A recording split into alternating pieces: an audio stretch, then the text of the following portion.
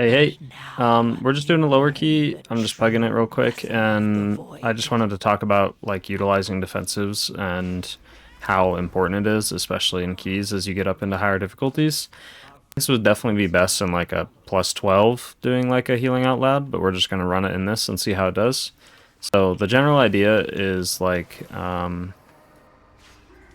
maybe we can prove a point with this. Oh no, I can't. I would unequip something if I could. I have a lower eye level.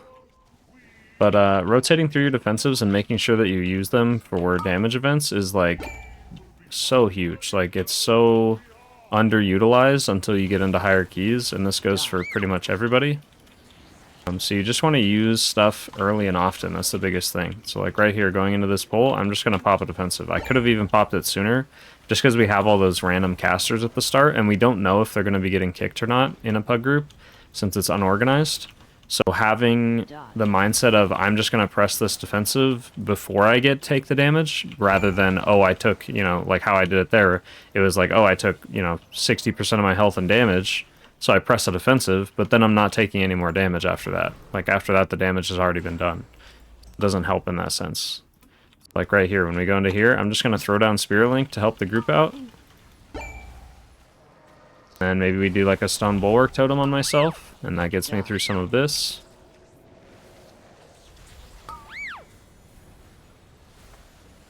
I don't have anything here, so this is where I need to be more careful in case I take random damage. This is where I'd be like ready to use like a health pot or something. But it's essentially just tracking your own defensives and just kind of rotating through them as unavoidable damage is happening or unpredictable damage can happen.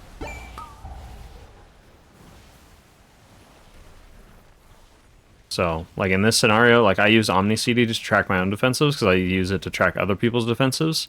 I also have them down here, but it's just easier for my eyes to look up here at my health bar and just be like, okay, I don't have Astral Shift, I don't have Stone Bulwark, I have my passive, don't have any of this stuff. So now it's like defaulting to health pot. But now as we go into this next pull, I'm sitting here and I'm going, okay, I have Astral Shift coming back up. So the next pull that we do, I can maybe use that, depending on what we do. So we're going to do these Silk Binders and stuff. Again, lots of random casts and whatnot, so I'm going to give it a second. Then we'll use a defensive with that first AoE dot that comes out from the Swarm Guard. So here I hear the Weak Aura going off a bunch because I'm getting web bolted. So I'm just going to press my defensive. It doesn't matter if they're getting kicked or not. It's just the idea that we're in a pug. I don't know what's going to happen. So pressing my defensive to be prepared for that is going to help me more than not pressing it and then getting hit twice and dying instantly.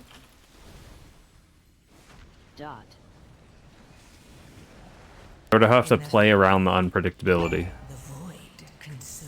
And here we go back to that same mindset. Okay, I don't have Astral Shift, I don't have Stone Bulwark, so now I'm defaulting to a health pot if I get hit by something. So the next button I press is health pot. I think that's another big thing, is kind of determining which cooldown you're actually going to be using. I think that's pretty big in figuring out like what you should actually be pressing, rather than, oh, I took damage, I'm just going to press all my defensive buttons, or maybe, you don't really know which one to press, or figure out after you take damage, like stuff like that. It's being proactive.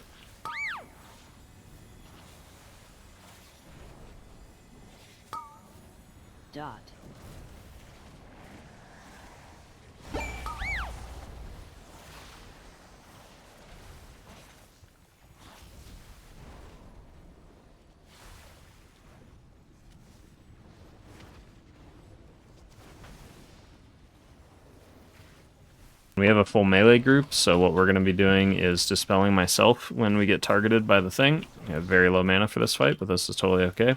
This is going to demonstrate why defensives can be so useful. You can use them in place of consuming mana, basically, because you don't really have to heal yourself.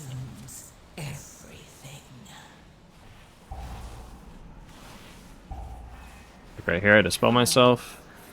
Paladin got a hit, so I'm just going to drop a Spirit Link. It looks like he bubbled also. That's okay if we overlap. I don't need to press anything here because we have the Spirit Link kind of rolling into it. Looks like we're running at kind of an awkward angle. That's okay. Have debuffs go out again. I dispel myself if I get it, since I'm the only range. Okay, we're going to dispel one of these guys. 5, 4, 3, 2, 1. And now I'm Stone Bulwark, and now I can heal the tank, I can heal the Paladin, I can heal other people, I can pretty much completely ignore myself because my defensive just carried me through that entire damage portion. That's what defensives allow us to do, and that's why, like, in higher keys, you'll see a lot of healers talk about, like, healing not really being a thing. Like, you don't have to worry as much about healing people. And it's because 5, 4, people are taking care of themselves with their defensives. 1.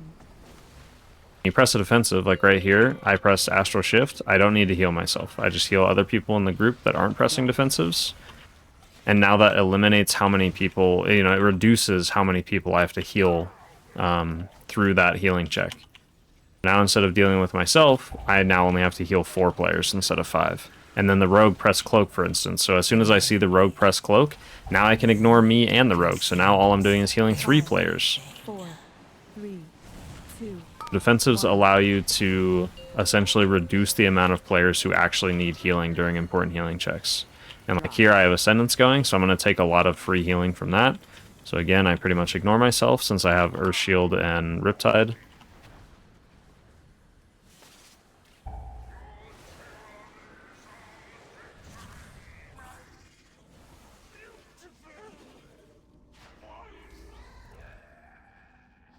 Buffoon. Not even worthy of the 5th strand. Unsurek has eyes everywhere. You'll need to blind them to meet the Vizier.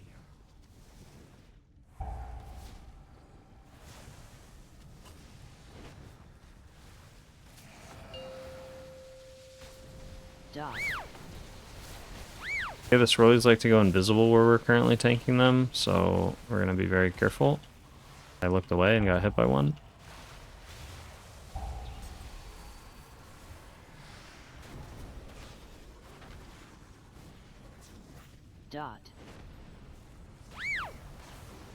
Same thing, I'm using defensive here, I don't need to heal myself. I can throw a Riptide on myself just to have, you know, since everybody else already has a Riptide. Otherwise, I just press my defensive and I heal everyone else.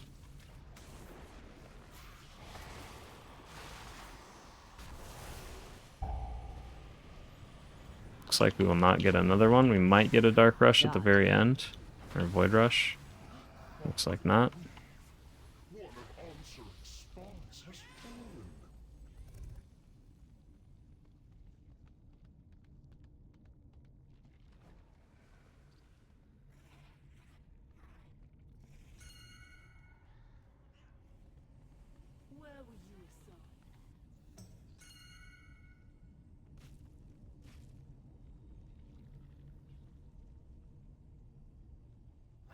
And same thing here. I won't use any healing cooldowns to heal through this, the Eye of the Queen Void Rushes. Here, I'm going to press Stone Bulwark Totem, not heal myself. I'm just going to heal the Warrior and the Paladin, because those are the 2 people that got hit. The tank will obviously just kind of tank it. I didn't even have to press a single heal on myself. I obviously have a Riptide rolling and an Earth Shield on myself, but that's the whole thing, is like as long as you have like passive upkeep spells, you're not going to need to heal yourself. And like here I don't have something, so I'm just going to drop Spirit Link. That's considered a defensive technically, and if multiple people are taking damage, then it's even better. Guess I did say I wouldn't use any healing cooldowns, and I guess that could be considered a healing cooldown. So we can go into the next one and not do that.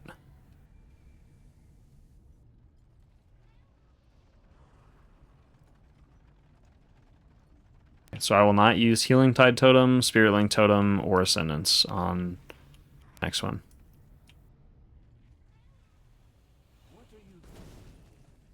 Here we go. Down our upkeep spells, throw out a few Riptides. And when this Dark Rush happens, our Void Rush, we're using Astral Shift. I need to heal myself, so I'm just healing whoever gets targeted by it. There's the Rogue, there's the Warrior. And now we're looking and we're going, okay, what do we have now? We don't have Astral Shift, we don't have Stone Bulwark, we have Health Pot. That's all we have, if we're not including healing cooldowns. So now I'm in a Health Pot. I'm in a Health Pot right there, and now I just heal the Paladin and the Warrior, and my Health Pot carries me the rest of the way through it.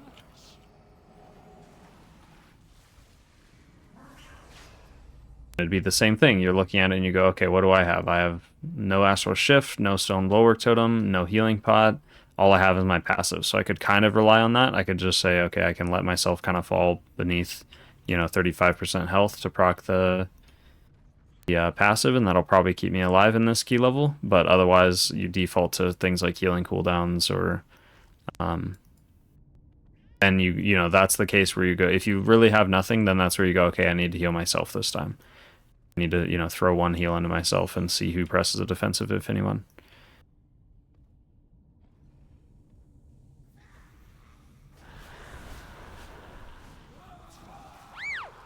Here we go, we're throwing out those upkeep spells. Void Rush is happening and we don't have anything, so I'm just going to throw one heal on myself if I get targeted. So there we go, there's the healing surge. I can focus on everybody else.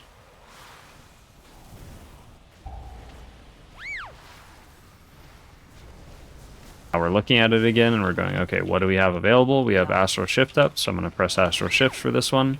And then same thing, I don't need to heal myself. I just heal the Rogue and the Paladin. Paladin press a defensive, so now I just focus my attention on the Rogue.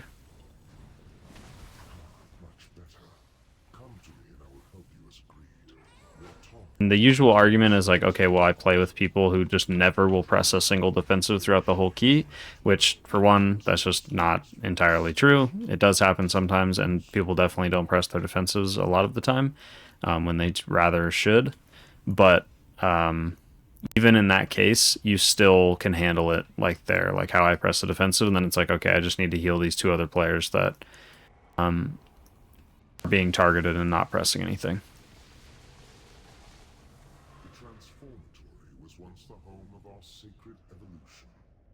That's also where you can use things like externals and stuff. So if you're playing like a Holy Priest or Priest or anything, basically anything besides Resto Shaman, it's like, okay, this person's not pressing a defensive, so I'm going to press a defensive for myself and I'm going to use an external on them. Or maybe it's the same other way around where it's like, I don't have any defensives, so I'm going to use an external on myself or someone else. That way I have one less person to worry about. Like, if you can just consistently make it to where you're worrying about one less player for every healing check, that'll be a huge, huge difference. Here we're pressing defensives for the Dustbringer cast. That's what we want to be pressing stuff for. So for now, we're just going to be kind of sitting around, and then Dustbringer's coming up, so I'm going to use Stone Bulwark Totem. And then we heal everybody else. Rogue press Cloak, so we don't need to heal the Rogue. I'm going to heal the Warrior and the Paladin, and my defensive will carry me through the heal check. Try to bait this. Definitely use that really late. I completely forgot about it. And now we're going, okay, next Dustbringer, we're going to want something else. Not going to press anything for these Rime Daggers, just make sure the tank's nice and healthy, and we're stacked up.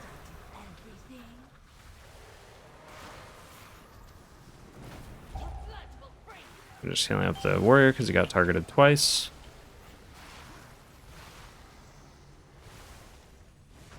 Now we have Dustbringer, so we're going to use our Astral Shift.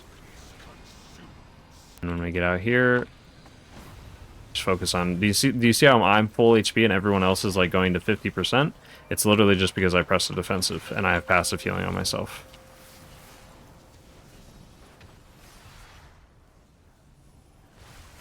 So when you're in an organized group, or you see people in organized groups, and it's just like they barely did any healing, and they're still just like casting Lava Burst during healing checks, it's because everybody's rotating through the defensives, and there's not really any like direct threat of, lethal damage happening most of the time.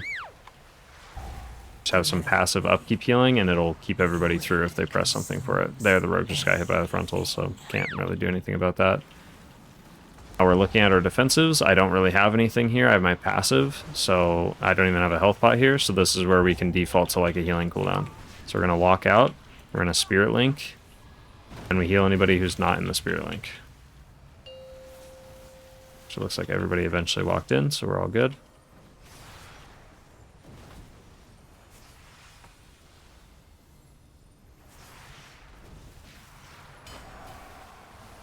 Keep forgetting, I forgot to lust this entire dungeon. Kind of unfortunate, but that's okay. We're looking again. We're probably not going to make it all the way to the Dustbringer, so we'll just save our cooldowns.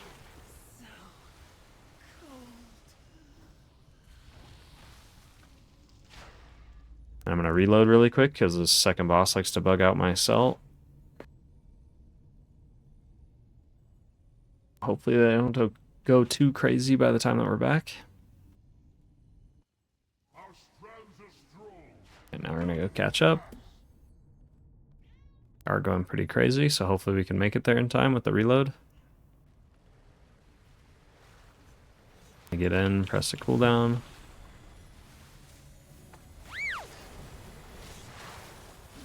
Even while we're doing pulls like this, it's like I don't really know what's going to do damage to me, but I'm just going to drop something. That way I don't have to worry about getting one-shot by anything. Like if you're doing a dangerous pull, especially if you get that targeted, you can hear that like little weird wow sound. That means that I'm getting targeted by something. So what you can do is get a weak aura like that, and then what it allows you to do is when you hear that noise go off multiple times, it's like, okay, I'm definitely in danger here, so I should press something. Rather than kind of randomly guessing at when you should press defenses.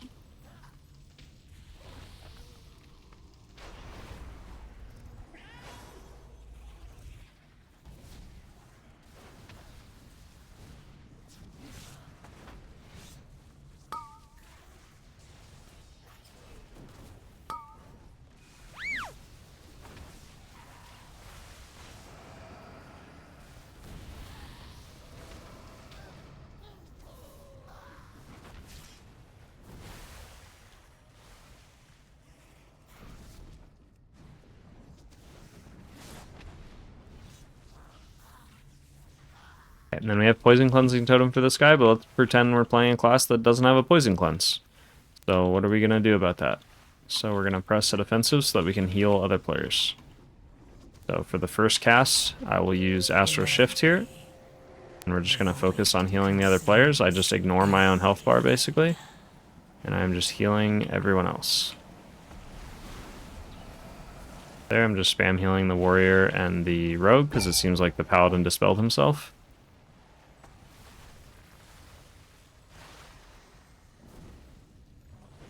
We'll kill it before it goes off again.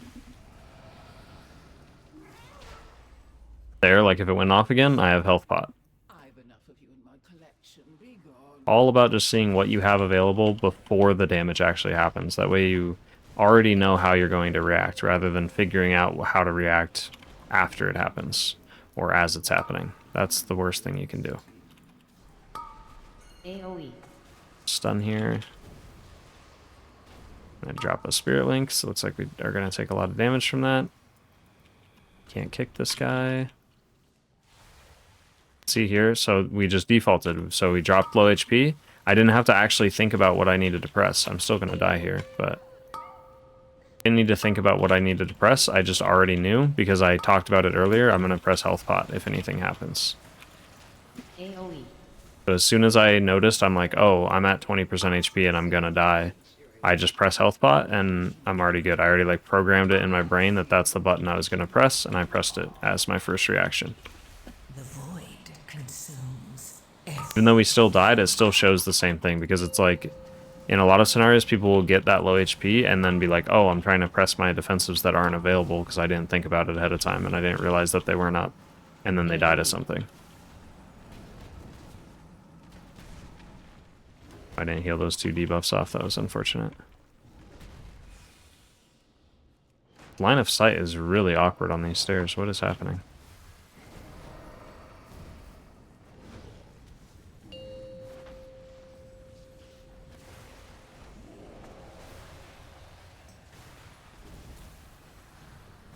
And then I think this next boss is a great example of utilizing defensives so that you can like make healing checks, because this is a very like healing intensive fight. There's a lot of healing checks throughout the whole fight, and then also with each of the dark pulses that the boss casts every 45 seconds. Those are extremely dangerous if people aren't pressing defensives.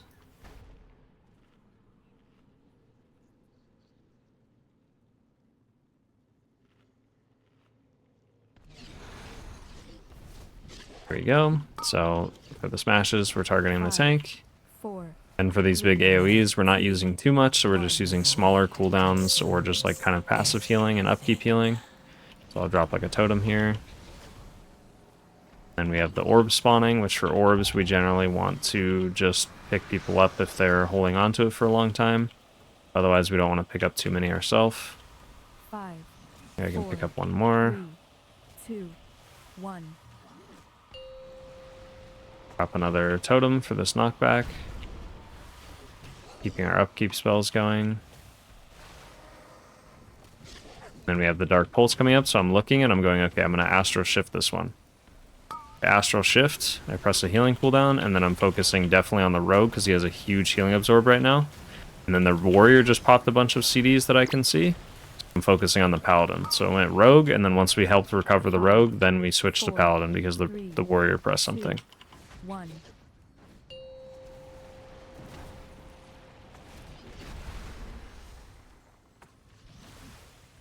And now we're just back to doing the same thing.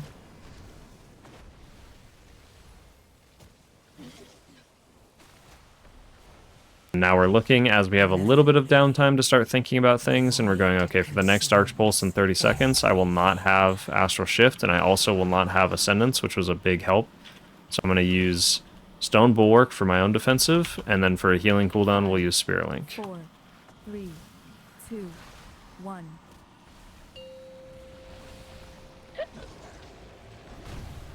Drop another totem for this one.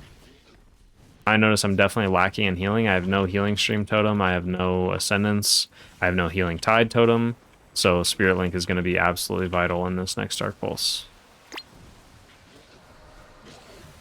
We're soaking these orbs. I'm pressing my defensive, which was Stone Bulwark. And then now we're pressing Spirit Link.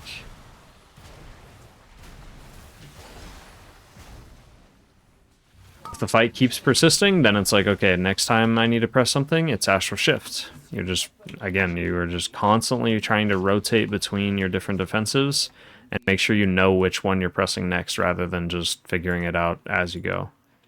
You want to know ahead of time.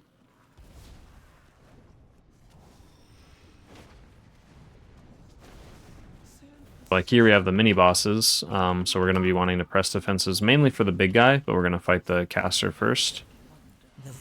So we're going to press defensives each time that the caster roots us. So for the first one will be Astral Shift. So like right here, I'm going to Astral Shift.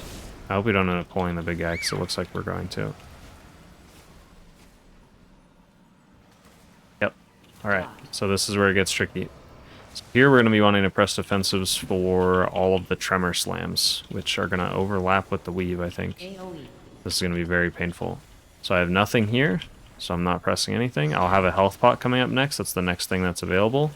So that's what we'll be pressing soon. Here I will health pot when I get low, probably right before the Tremor Slam. I'm full HP, then I don't need to press anything.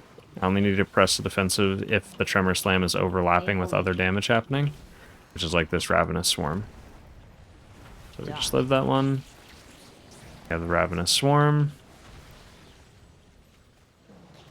Here I'm low HP, so we don't need a health pot right now. Our passive went off.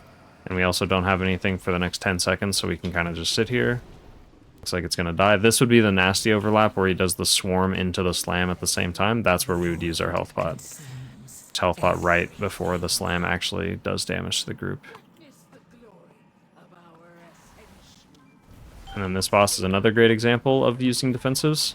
So we want to be using defensives for the splices that overlap with the Tremor Slam. So this first one, we don't know if it overlaps. So I'm just going to press a healing cooldown to keep the group nice and topped off. And here we can see that it's a root because it randomizes the first ability. And then the second ability will be based on what the first one was. So now it'll be a slam. We're going to move away from these orbs. And then we're getting ready for a slam here.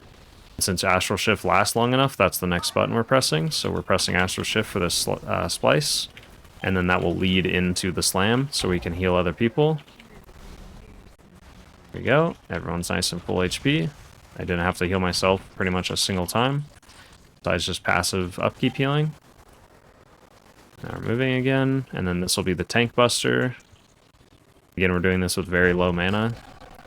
We're going to keep the tank nice and healthy in between these casts.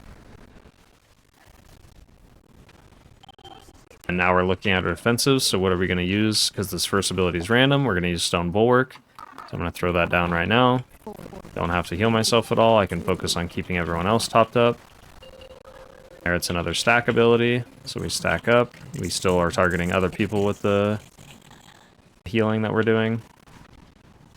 And next is going to be the slam. So I'm going to press a healing cooldown to kind of make sure I can keep caught up. Now we have that splice going out. Keeping everyone full HP.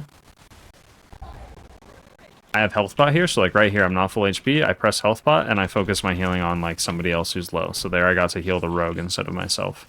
So I'm not panicking over my own HP because I know that I have something reliable to use. Here we have the tank buster again. So we're going to heal the tank.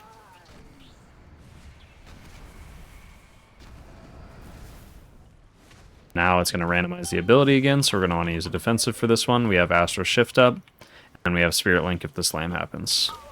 5, Here I press Astral Shift in case it's going to lead into a slam. 1. Trying to keep everyone full HP. It does not. The boss is going to die anyways, so I'm just going to press Spirit Link here. Because we won't have time to get the slam. Inevitably. If I knew that that wasn't the slam and then we were going to get it, like the boss wasn't going to die in time, I would save that Spirit Link for the slam since I don't have any defensives or consumables to use. That's just the base idea of it. I think a really good way for me to do this is to get on like a under-geared character and run like a 10 or a 12 or something like that, or do this in like 12 pluses because there's just a lot more damage that happens, so it's more relevant. But hopefully just like the base idea of it makes sense, and defensives are absolutely huge, and that's how I kind of use my. Sounds like that's my thought process on how I manage my defensives and what I'm thinking about in my head as the fight is happening. Anytime I have breather room or kind of downtime in between healing checks, I'm thinking about what the next thing I can press is. What's the next cooldown I can use? What's the next defensive I can press if I take damage? Because the whole goal with healing for healing checks is not to heal 5 players through the healing check. The goal is to reduce the amount of players you have to focus on. That way you can focus your attention on individual players. So hopefully that was helpful, and I will see you guys in the next one.